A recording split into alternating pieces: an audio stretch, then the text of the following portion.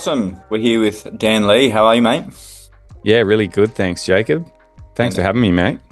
that's all right. And mate, I wanted to get you on because, I've followed your journey for since I've been in real estate about 4 or 5 years, and I've just found that you're so easy. Your content and the way that you come across as a brand is just so easy to like, and your content is so easy to consume. So I'm a huge fan, mate. So I guess for the listeners, give everyone a bit of a background of your story, how you got here, all that sort of stuff. Yeah, well, first of all, thanks very much, mate. That means a lot coming from you, and you've done really well in your for 4 or 5 years. How long you've been in it, mate? You are absolutely killing the game. So whatever you're doing, keep going. I certainly wasn't even doing as well as you after 4 or 5 years. So well done to you. And yeah, mate, my content. Look, I'll give you a bit of a history of my journey. Do you want the whole thing or just where the content started? Yeah, hit me with it, mate. Whatever I'll you keep want. it brief. Okay. Well, look, I'll take you back to the beginning. I was, got out of high school. Did a university degree in business management. That's just what you do, what you do after high school sometimes because you don't know what else to do. And went traveling for a couple of years. Came back and I started doing sales at this place where it was cold face-to-face sales, selling home phone and broadband. And I got really good at like I was one of those annoying guys that you'd see in the shopping center who would stop you and try and sell you something. You don't want to make eye contact with those guys, right? That was me. And so I would have to stop like 100 people a day and do like really quick sales. And I got really good at that. And I realized that I had a talent for sales. And that job really taught me a lot because it's a real beat down of a job, lots of rejection. So that really set me up well for real estate. And I also did a door knocking job for about 6 months after that, which was selling like water filtration systems door to door. Sounds horrible, right? It was. But, I liked the style of work because I guess I like sales and I like talking to people. And then I just said, like, I'm going to get into real estate. So my journey started as a sales associate for a high performer for about 18 months. Then I went out on my own when I was about 23 years old as my own agent. And then for the next 9 years, I built up my team. I became a very, very high-performing real estate agent at an LJ Hooker. Excuse me. I became a very successful agent in that agency for an LJ Hooker franchise. And then in 2016, I decided there was no further growth in that business. I had some good times there, but the last 3 or 4 kind of just didn't really follow my path, and some of the things the guys did there I didn't agree with. So I decided to part ways, and I started my own brand out of my office, which was a really, really scary move because going from a franchise and being comfortable and I was earning really good money at the time for the age I was. And to take that leap of faith on myself, to go out on my own against the big guys, and run a business out of my apartment with just myself and my business partner, Dylan, it was really scary. But I backed myself because I'd done the time, I built the relationships, I had the market share. I knew I was a bigger brand in that business than the brand was to me. So I knew I could just go establish myself wherever I wanted to, again, whether it was another office and another brand or whether it was going out and starting my own brand. It didn't matter. And so I chose to go and start my own with my business partner. And so we started from nothing in my apartment. But obviously, I had 9 years of hard work and goodwill and and my reputation behind me. And, that carries forward wherever you go. And so, I didn't find it any more difficult to get listings starting my own business, and we smashed it. In the first year I made 900k in sales, and that was in 2016. Wow. That's the equivalent of today maybe like 1.6 1.7 with where property values are now. And we started a rent roll. We put 30 on in the first 6 months, and the next year we put on another 100, and we slowly grew it. And it was hard work, really, really hard work. Those first couple of years, especially the first 2 or 3, man. Lucky I was, single and didn't have any kids because my kids would have got neglected, that's for sure. Yeah. So since then, the strategy was I want to build an agency. I want to not be the only person in my agency that the brand is known for. I want to build a great sales team that has other amazing talent on it. And for this brand not to be just about me, Plum Property. Because in the beginning, it is all about you. You're the star of the show. You're the only agent. You're the only one making any money and getting any listings. So in the beginning, Plum Property, it was just me and my name and my brand. But over time, I gradually changed that by onboarding new agents from other agencies who liked what I was doing and wanted to be a part of this journey of Plum. And I've been very blessed with some of the talent that has joined. Shout out to Vern Gilbert, Tyler Bean, Liz Browning, Lewis Jones, Mervyn Chen, all great agents in their own right. And then, it was just a building thing over time. So after 7 years, we got to a stage this is around COVID, where I decided to step back because the business was doing relatively well for how far we'd gone, at least making enough money for me to not be in full-time sales and full-time driving this business and building the team, because that is hardcore.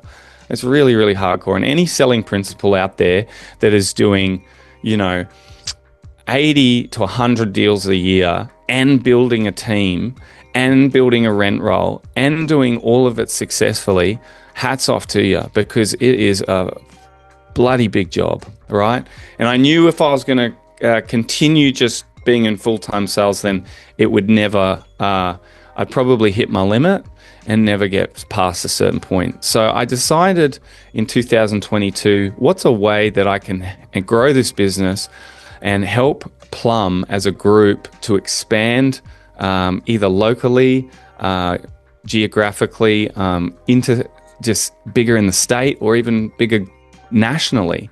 And, I looked at different ideas and I settled on, going, well, I have done the journey of what a lot of agents do and what a lot of agents aspire to do, which is to, once they get a certain level of experience and growth under their belt, branch out on their own. But a lot of them never do it because it's really hard. It's very scary. A lot of them don't have a business partner like I did. And a lot of them don't know how to even set it up or what to do. They're good at listing and selling, but all of that is very overwhelming. And not only that, it's quite risky. And you need to have good people in your corner to make it work. And I knew I built a team of some of the best people that have helped me build this real estate business, and we have the infrastructure. And I said, I'm just going to build this team even stronger and help other agents to do that. So that's how Plum Partners came about. That's what the next leg of the Plum journey is. I still have my agency, Plum Property, with its own agents, and they're all fantastic. As I mentioned, a lot of those names before. But now we're also going down the route of onboard, like helping agents to go out and start their own brand. And we provide a whole range of business services to make it cheaper, easier, more affordable, less risky for them. And they're part of an awesome community and stuff like that. So that's my journey business-wise, right? Any questions about that? Sorry, I talked for a bit there. No, I like when we get people on the potty, I really like you to, I guess just, go on your own journey and tell us a little bit about your background. I think the big thing that I really got from that is, you're quite passionate about it. Like when you're talking about it, you're real, like a lot of people, when you talk to them about their journey, they sort of glaze over, I did this, I did that, and then I had kids and stuff. You were like, man, honestly, going from like being a really high performing agent to starting my own business and a rent roll, that was an absolute nightmare. It was tough, so it was good, but I guess the big thing that I think in business anyway is that journey sometimes when you're when you're trying something new, you're trying a new brand, and that feeling that you're feeling, oh, like what made you actually want to do the jump to start your own brand and actually be your own business and take on this, right? Because it is like, it's not just a thing you do for a year or two and then move on. This is something that it's going to go for a long time. What like spurred that jump? Like where were you at when that happened? It is one that it's a big decision, and you're kind of all in if you do this. Like if you go out on your own brand, you're all in on yourself and backing yourself. So I guess it just came from a place that I knew that where I wasn't what I wanted to do long term anymore. I'd made up my mind about that. And then it was a journey of discovery about what was the best option for me, based on what I thought my skill level was and what I could potentially do and what options were out there. And at the time that I was doing that, there was no option of a Plum Partners. And there's other models they're in a similar sphere to what we do out there, right? But, we're doing it different to everyone. But there was like none of those options out there at the time. It was basically join another agency or start your own on your own and work it all out yourself. Yeah. I took the chance to do it all myself, and I said, because I was young, I was doing it with my best friend, which gave me more confidence as well, and I really knew that I could make enough money to make it work, at least for the first couple of years, based on how many listings I knew I could bring in. And I had the track record to prove it to myself. So that's what made me go, no, I'm going to do it that way. Yeah, gotcha. So, and you had a business partner, right? So when I first got into real estate, I have a business partner in our rent roll, but what does your business partner do? Do they like sort of take care of operations? You're the sales guy. How does that work? So it's evolved over time, but when we started together, I was a full-time sales agent, and Dylan, who, he's one of my business partners. There's other people that have shareholdings and things now. Dylan, I said, we're going to start a rent roll, and I want you to take care of that part of the business. And he's a super smart guy. He's been my best friend for, 25, 30 years since high school. So I have every faith in Dylan, and that's why I started my business with him. And because I know who he is, what he's capable of. And even though he had no experience in real estate whatsoever, he'd run an entirely separate business. I knew he was the guy for me to partner with. And so his role was to grow the rent roll. So over the 8 years, we've grown it to, I think we're sitting around 900. All organic rent roll for Plum Property, and that's a great business on its own. But that's a lot of work. So he's been doing that for years and years, like basically full-time managing, recruiting. He was a property manager and a BDM for a long time in the beginning himself, before we could add new people. So that his journey is different to mine as well in the business. But he's also involved in Plum Partners and has now. We've got other great leaders into the business to help manage what it is today, so that Dylan can now focus on parts of Plum Partners and making that stronger as well. Awesome. Yeah. So, it sounds like you've sort of got everybody in their swimming lanes, right? As you've built it and it's become a little bit more chaotic, you've sort of like, I'll plug this hole, I'll get this person in as a business partner, they'll take care of that. That sounds like sort of how you've gone about it. How have you found sort of stepping back, mate? Because obviously you being the rock star, and like for me, you were, not to go too far back, but honestly, you were one of the people that I used to watch, and I really admired the way you went about things. And you sort of had that, you stood out to everybody else as an agent, in my opinion. I followed agents all around the country, and I knew exactly who you were. I even knew all the agents you were rattling off there, and I'd never met you in my life. So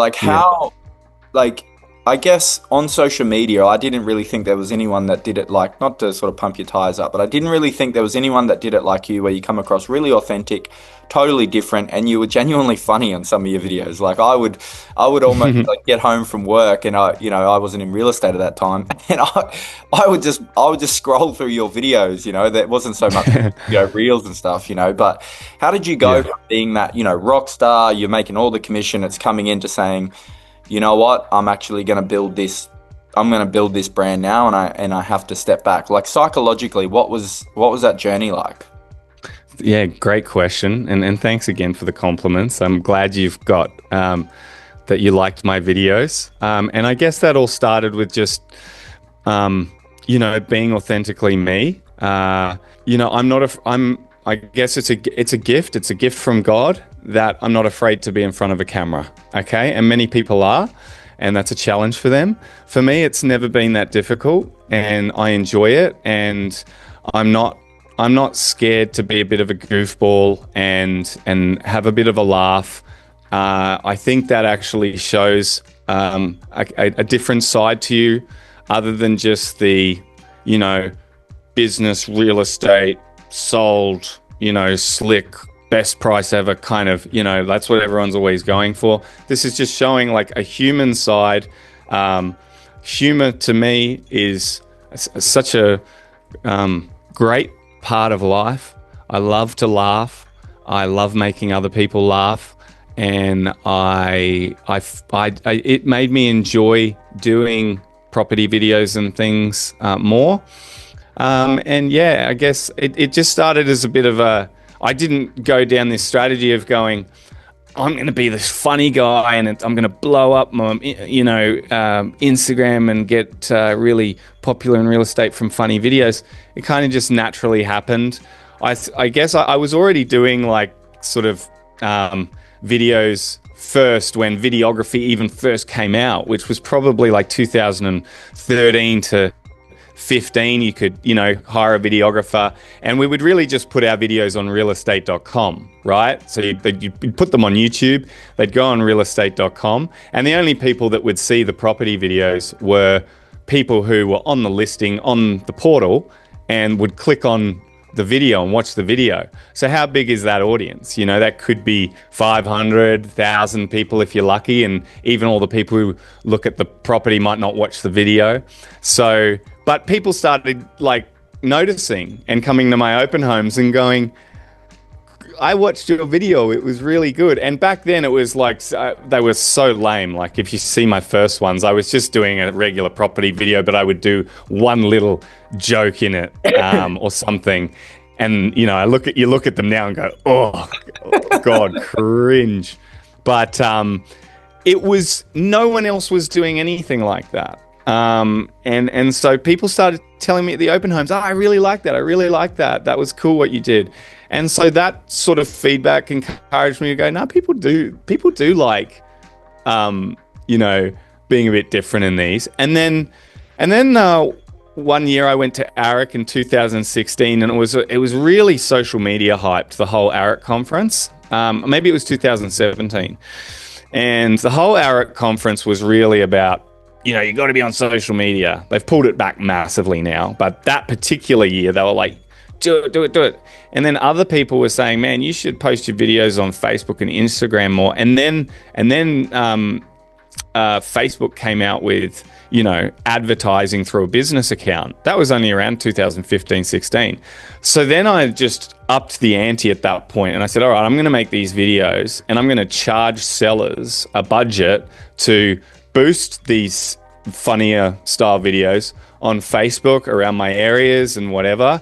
And that just went nuts. Like, because I was probably the first guy to, actually sponsor and put, $1,000 or $1,500 budgets behind a different style funny video, and then just blast it out to my marketplace, and other agents start watching and catching on and sharing, and eventually other agents started doing it too, more so. And like, I'm not going to sit here and say, oh, I'm the first one that did it. There's heaps of other people that did it, and I'm not taking credit for that, but it did help me because I was one of the first ones to sort of do it. And I guess I did it right in a lot of ways, where it's important to be funny but not cross the line. Sometimes I probably have crossed the line in the past, but keeping the jokes, I don't know, appropriate for the ads and the videos. And it's a fine line because you have to make videos that are not only, I was making videos that were entertaining, but I still had to be able to show that to the seller and say, hey, are you happy for me to post this? You know? Yeah. And sellers would have to trust me and go, yeah, well, go, do it. We love it. And then I would, and I just did more and more of it, and that's kind of how I got that sort of name as a funny guy in real estate, I guess, at that time. But since then, and that was really heavily when I was a selling principal. So at the time when I was doing all those funny property videos, I was full-time selling property, right? And building Plum property. There was no Plum Partners back then. And, basically when I decided in 2000, like I made a date for myself in a transition period. So when I decided to step back from sales, as part of your question, I didn't one day just go, all right, I'm out of sales today. I'm going to just step back and not do it anymore. I planned it for a whole year. So I decided I was going to leave, and I set a date for the 30th of June 2022 would be my final date of selling. I won't ever list a property after that date, but that was 12 months prior that I made that decision. And I made a plan to transition out and help my team take over my database to keep all that hard work and that brand of my sales business to continue and to flourish from there. So that's how I managed to do that. And then from there, I also needed to, if I was going to step back, well, what am I going to do now? I was making $1.8 million, $2 million in GCI for my business at that time. That's off the table when I leave. That was 30% of the company's income at the time. Wow.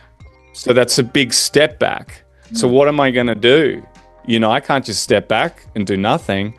Well, my plan was I'm going to launch Plum Partners, and I'm going to get that business to a stage where that will replace the income that I used to make from sales. And that has been a massive journey. So we just ticked over 3 years in Plum Partners from starting at scratch. And when I started at scratch at that, mate, it was literally parked the sales business over here, and that still went. And it was like me and a cold caller, and we'd set up the system and anything, but I had to go and get clients. So I was just cold calling and cold calling agents and booking meetings. Yeah, it was like back to, like year one of sales again. Yeah. And over 3 years, like I've, built a little sales team, and we work on outbound and inbound generation of leads. And, I'm just trying to get agents to understand what we're doing and how we're really, really helping a lot of agents to build a better life for themselves and start their own brand. And it's really exciting. Yeah, mate, that was like awesome. Like that whole thing, I was right on. I was like, yeah, I'm like listening to all of it because I'm sort of at that point at the moment where, the business is going really well. I'm definitely not at your level, but sort of getting to that point where, I sort of probably need to make a decision on whether or not I keep doing the volume I'm doing. I'm sort of doing between 180 to 200 sales.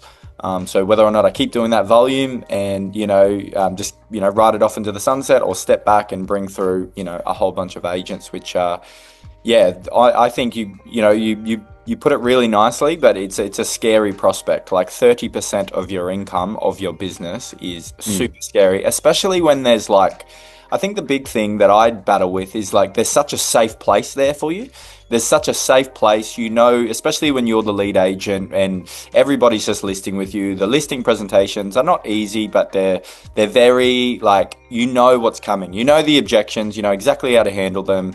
It's like, it's sort of just flowing, You've got the people that work for you, like, why would I change it? But I think the big thing which I sort of got from there is like, it sounds like you really like challenge, you really want to be like, okay, I've done this now, let's go to the next level and let's see what I can do. And instead of providing values to sellers, I can provide value to agents, Yeah, exactly. I think a really key point to make is that you have to have the right people in order to make a strategy happen.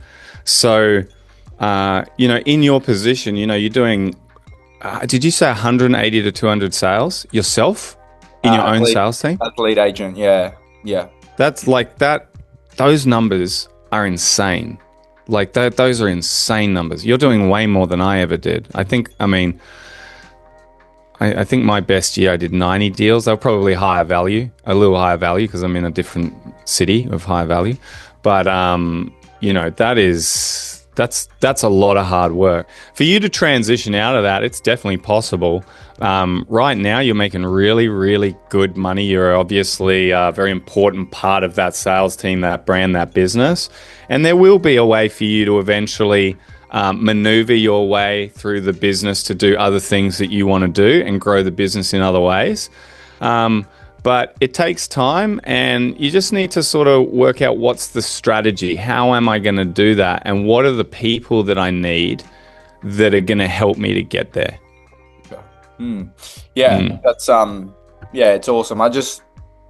It seems like a bit surreal now. I look like back at all those years when I used to watch you on social media and stuff, and I talk to you now, and it just seems like such a strange thing to think that I looked at all your videos on social media now. Now I'm talking to you as an agent doing however many sales. It sort of blows my mind, to be honest. But I wanted to switch gears a little bit with you now, man. Like, I think you've provided a lot of value, especially just for aspiring business owners as well. Like, I really try and do something I guess a little bit different when we do our podcasts is, yes, I want to talk about like real estate because I have an interest in that, but I really want to talk about business stuff. And I think, pivoting from different parts of your business as you grow it is a really important part because not a lot of people talk about it. A lot of people talk about being, they want to be successful. But they don't talk about the next journey where you're successful, but now it's not, I wouldn't say it's boring, but it's like you now need to pivot to the next challenge. Not many people talk about that. So I like to talk a little bit about that, but let's switch gears a little bit, man. What are you, obviously you have your business. What do you invest in, man? Like, are you like a property guy? Are you a Bitcoin guy? What are you into? I have a few properties. Yes, I have a number of properties. So very big on property because I know it. I've had shares in the past, which have done very well, but not a lot.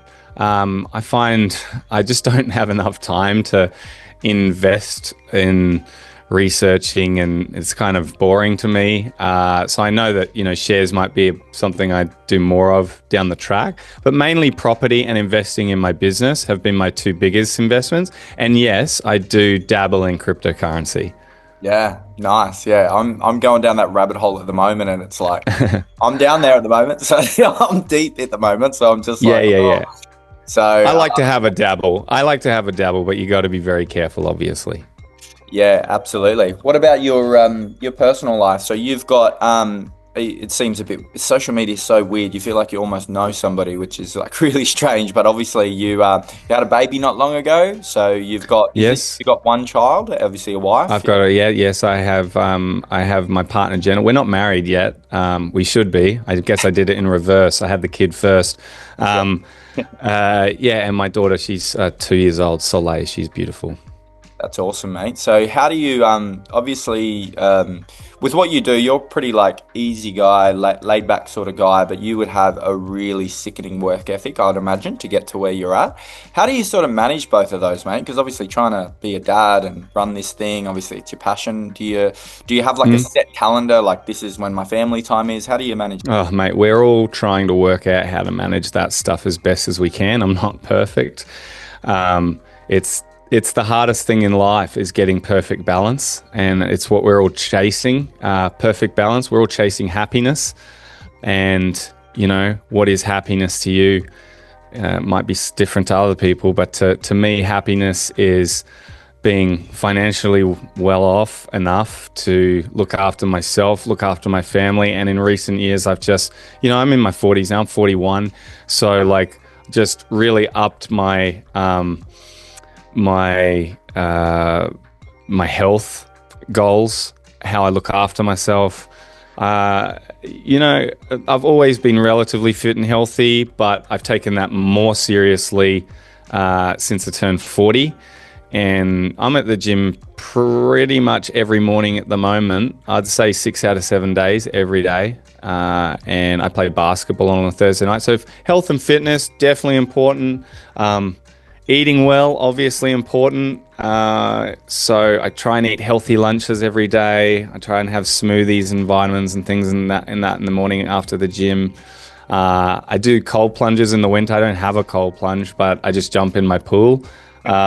But that's only good for about 3 months of the year because, if it's over 15 degrees, it's not actually that like challenging cold. 15 degrees and under, it's not it's scary to jump in. So yeah, I'm doing that at the moment in winter, and then I'll probably invest in a cold plunge. I just don't have a very good place to put it at my house. Yeah, yeah. Yeah, Nah, that's cool, mate.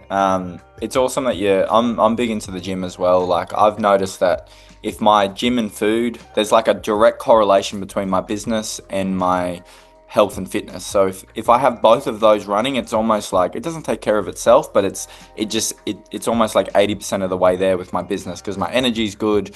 I'm good in listings. The team feels better because my energy's good. yeah, I just think as business people, I think we probably isn't, we talk about accounting, we talk about marketing, we talk about sales, we talk about lead generation, but not a lot of people talk about like the impact on your business if your health, yeah. is And on. your body, and Yeah. your body and your mind. Big one for me. I didn't even mention, which I should have, is taking my sleep really seriously. I am a human being who needs 8 hours of sleep a day, and I can get away with 7. If I do 6, I feel it. And so I have to get 8 or 7 hours of sleep a day. Otherwise, I'm not getting up to go to the gym. So I've really cut down on watching TV late at night. That was a bad habit for my whole life. I love watching Netflix just as much as anyone else. Binge watching shows and all of that. I love it. But I've recently had to just go, man, I just can't do it because with my schedule, getting up, going to work, getting home by 5:36, bathing the baby, cooking dinner, getting ready for bed. If I then start watching a show at 8:30, 9 o'clock, it's so easy to accidentally do it till 11 o'clock. And then I'm just stuffed. Because I can't, like, I need to get up at 4:30. So if I need to get up at 4:30, it means if I need my 8 hours, I got to be in bed at 8:30, which means that's early. That gives me, I've got like an hour free from the time I'm getting home, done all the family stuff, and I can finally go on the couch. I've got like 45 minutes Yeah. before I need to be in bed. Otherwise, I'm not going to have enough energy to hit the gym at 4:30 and then I'm back at home at 8, 7, preparing the family and everything and doing all that, and then doing a full day. And I try and give every day 100%. Like I've got to have the sleep. So I've been taking that really, really seriously. Especially in the last, not even really for that long, probably 6 months, and it's really helped me. Really, really helped me.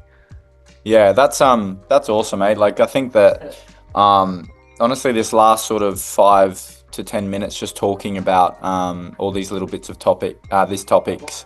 It's more for me, to be honest. It's like personally I'm like, how you. Mate, anyone can benefit from that chat. It's all Yeah, good. yeah, for sure. So for me, I think that was you provided plenty of value, mate. So my calendars remind me that I need to be somewhere else, which I'm sure you are too, mate. So I've really enjoyed our chat. Listeners, agents, if you get the chance, get in touch with Dan. He's a real good high performer, and I think you're a real good example of where real estate agents can be good people and good agents at the same time. So I really appreciate your time, mate, and I wish you nothing but the best for your business. Thank you, Jacob. You too, mate. I appreciate all your kind words. And yeah, it was a great chat. Cheers. Awesome, mate. Talk soon. All right. See ya.